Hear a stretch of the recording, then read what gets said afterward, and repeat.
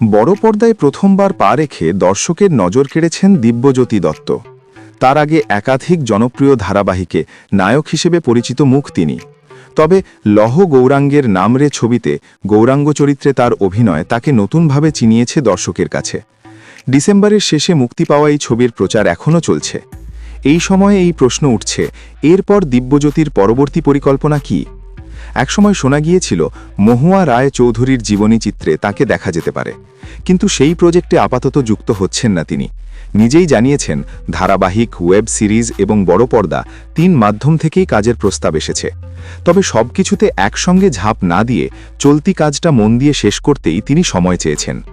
এর মধ্যেই এলো নতুন খবর, আবার বাংলা ধারাবাহিকে ফিরছেন দিব্যজ্যোতি দত্ত।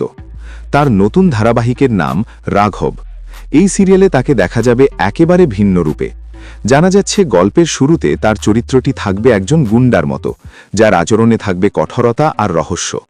সময়ের সঙ্গে সঙ্গে চরিত্রটির নানা দিক সামনে আসবে বলেই ইঙ্গিত। নায়ক হিসেবে পরিচিত একজন অভিনেতাকে এমন চরিত্রে দেখা নিঃসন্দেহে কৌতূহল তৈরি করছে। এখনও পর্যন্ত সিরিয়ালের নায়িকা কে হচ্ছেন তা নিশ্চিত নয়। সব মিলিয়ে বড় পর্দার অভিজ্ঞতার পর রাঘব ধারাবাহিকে দিব্যজ্যোতি দত্ত কিভাবে নিজেকে নতুনভাবে তুলে ধরেন সেটাই এখন দেখার।